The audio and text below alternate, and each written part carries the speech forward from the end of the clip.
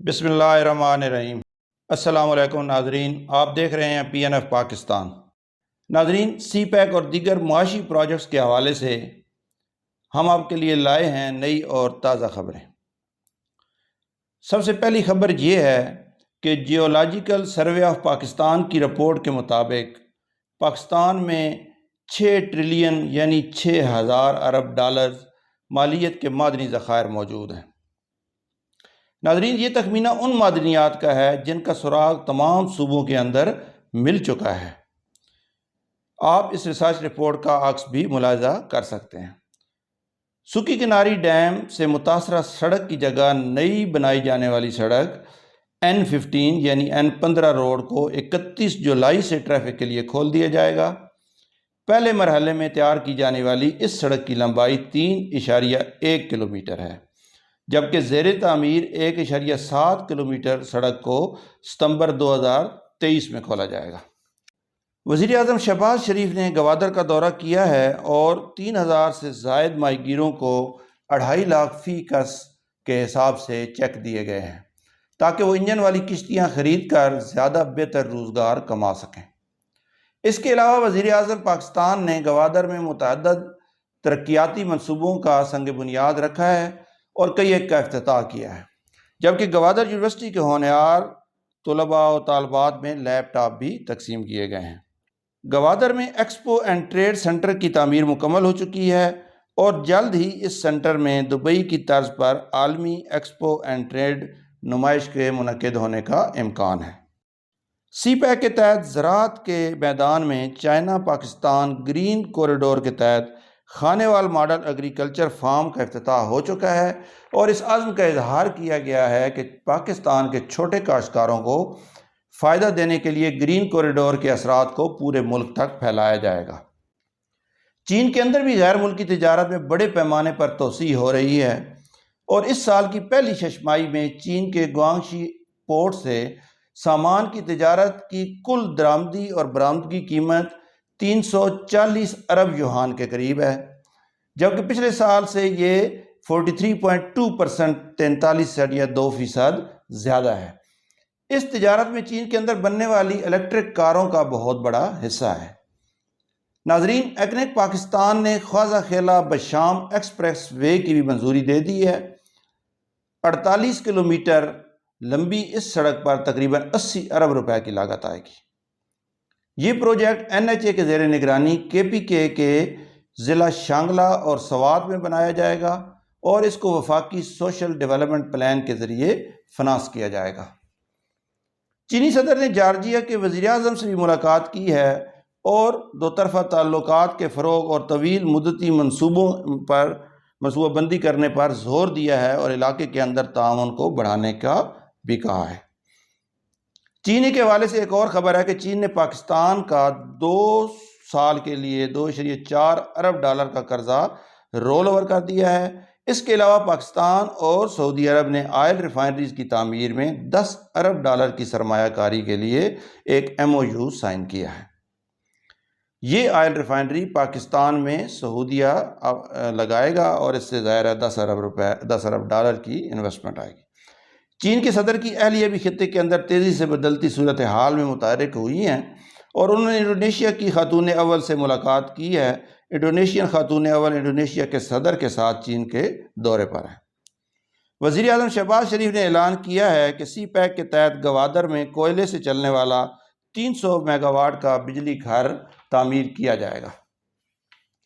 چینی کمپنی نے Dasu dam project پر سیلاب سے بچاؤ کے لیے مرکزی حصہ بند کر دیا ہے۔ رواں سال کا یہ اقدام منصوبے کا سب سے اہم حصہ تھا جسے کامیابی کے ساتھ مکمل کر لیا گیا ہے۔ اب سیلابی پانی کو بہترین انداز میں کنٹرول کیا جا سکے گا اور اضافی پانی بھی محفوظ کیا جا سکے گا۔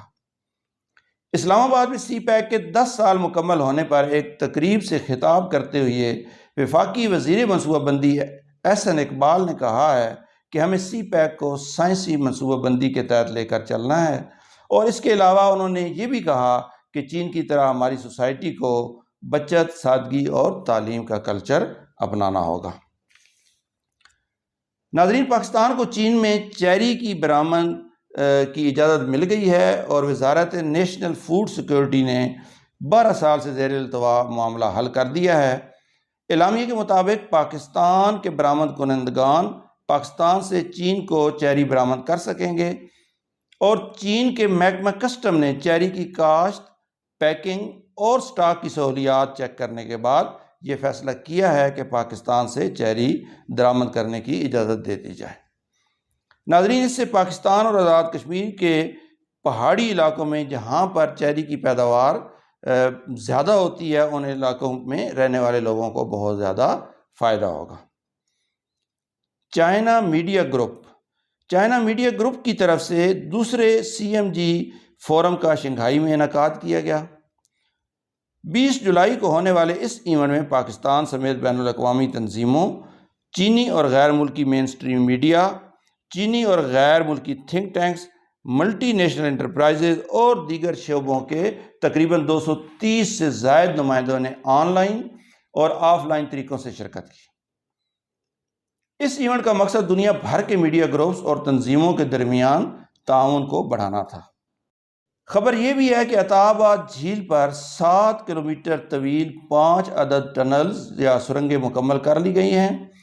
یہ سرنگیں اس 24 کلومیٹر طویل نئی شاہراہ کا حصہ ہیں جو جنوری 2010 میں مٹی کا تودہ گرنے سے منہدم ہو گئی تھیں اور جس کی وجہ سے یہ جھیل بنی تھی۔ ان 5 سرنگوں کے علاوہ 2 بڑے اور 78 چھوٹے پل بھی اس شاہراہ پر بنائے گئے ہیں۔ چین کے تعاون سے بنائی گئی ان سرنگوں پر مشتمل منصوبے کو پاکستان چین دوستی سرنگ کا نام دیا گیا۔ ناظرین، آپ نے دیکھا کہ چین کے تعاون سے CPEC کے بینر کے تلے کس قدر تیزی سے کام جاری ہیں، اور اب یہ جو پروجیکٹ ہے یہ CPEC سے بڑھ کر ایک علاقائی بلاک میں تبدیل ہوتا چلا جا رہا ہے۔ گلف کنٹریز نے مل کر ایک $8 ارب کا فنڈ تیار کیا ہے کہ وہ اس فنڈ کو پاکستان میں انویسٹ کریں گے۔ اس کے علاوہ جیسے ہم نے خبروں میں بتایا کہ سعودی عرب $10 ارب کی لاگت سے ایک آئل ریفائنری لگا رہا ہے۔ اس کے علاوہ بہت سارے جو منصوبے ریلوے کے، انفراسٹرکچر کے، وہ بھی پاکستان کے اندر لگ رہے ہیں اور ان کے اندر تیزی آ رہی ہے۔ حال ہی میں بلکہ 2 جو ہائیڈل پاور پروجیکٹس ہیں کشمیر کے اندر، ان کو بھی مزید ان کے اندر کام میں تیزی آئی ہے اور وہ جلدی وہ بھی کمپلیٹ ہوں گے۔ اس کے ساتھ ساتھ انڈیا اور چین کے اندر جو ایک مخالفت یا مخاصمت ہے اس کے اندر بھی اضافہ ہوا ہے، اور چین نے اپنے تبت کے علاقے میں ایک بہت بڑا ڈیم بنانے کا اعلان کیا ہے اور اس پر وہ کام شروع کر رہا ہے، جس پر ظاہر ہے انڈیا کو تحفظات ہیں، اور انڈیا کا کہنا ہے کہ اس سے ہمارا پانی رک جائے گا، لیکن چین کے اپنے یعنی وہ ایک برہما پترا ایک دریا ہے جو چین کے اور انڈیا کے مشترکہ علاقے سے نکل کر، اور چین کی جو شمال مشرقی ریاستیں ہیں نیپال کے اس طرف، سکم ہے، منی پور ہے، یا ناگالینڈ وغیرہ، میزورام، وہاں سے ہوتا ہوا اور انڈیا سے گزر کر بنگلہ دیش، مشرقی بنگال سے اور پھر بنگلہ دیش سے ہوتا ہوا سمندر میں جا کر گرتا ہے۔ تو اس سے بہت بڑا ایریا جو ہے وہ انڈیا کا سیراب ہوتا ہے، اس میں لاکھوں مربع کلومیٹر کا ایریا ہے۔ تو اس سارے تناظر میں یعنی CPEC کے حوالے سے یہ بھی آپ ذہن میں رکھیں کہ جو CPEC کے خلاف طاقتیں ہیں، جیسے امریکہ نے انڈیا کو یا کوریا یا جاپان کو استعمال کرنے کا فیصلہ کیا ہوا ہے، تو چین بھی ان کو اس کا جواب انہی کے لہجے میں یا انہی کے طریقہ کار کے مطابق دے رہا ہے، اور پاکستان کو اس وجہ سے مزید ترجیح مل رہی ہے۔ پاکستان کے اندر جو چلنے والے منصوبے ہیں، اب ان منصوبوں سے ہم کس حد تک ان کو انکیش کروا سکتے ہیں، کس حد تک فائدہ اٹھا سکتے ہیں، ہم اپنے بندوں کو، اپنے مینوفیکچررز کو، اپنے کاروباری حضرات کو کیسے تیار کر سکتے ہیں کہ وہ ان منصوبوں میں حصہ لیں اور ان سے زیادہ سے زیادہ بینیفٹ اٹھا سکیں۔ آپ سب کا بہت شکریہ، اپنا بہت سارا خیال رکھیے گا۔ اللہ حافظ۔